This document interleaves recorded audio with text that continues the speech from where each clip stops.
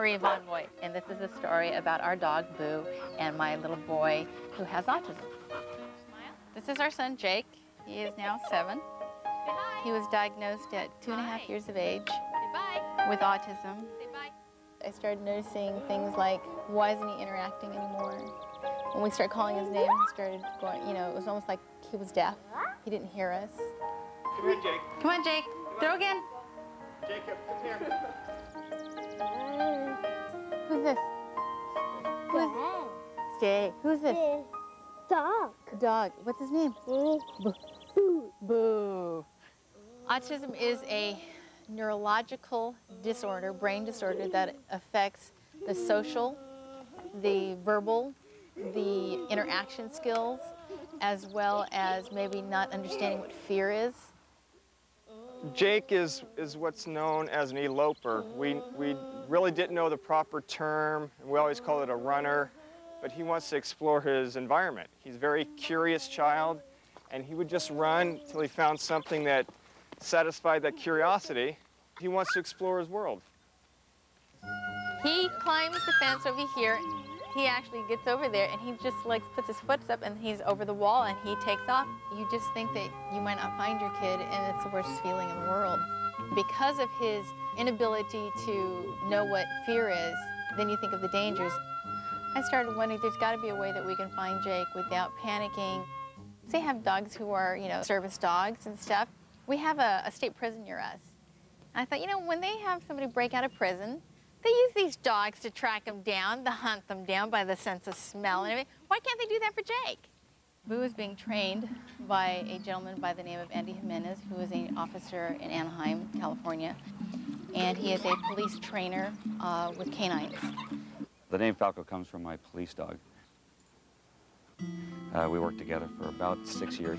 He made me look good out on the street. Saved my life at least one time that I know of. He has about 72 captures where we were able to arrest suspects that normally would have probably gotten away. My biggest responsibility is training police dogs and police dog handlers. But today, I'm training a dog to search for an autistic child through tracking. First, to explain how dogs track. Dogs smell the disturbance on the ground, which is every time somebody takes a step, they disturb the ground. In the case of grass, they actually crush the grass. Where's Jake? Huh? Where's Jake? On top of that, odor falls off of your body. Everybody has their own mixture of odor that is on them between deodorants and shampoos and soaps that they use. And Jake, being autistic, it's hard to tell him what I want and where to go and go hide somewhere. And so what I have to do instead is take one of his shirts, and I use this to replicate Jake. Yeah, good girl. And then at the end, I leave it, and this is the toy that Boo gets to play with when she gets to the end. I've been working with Jake's t-shirts for about 3 to 4 weeks. She's doing pretty well, considering she was not bred to do this.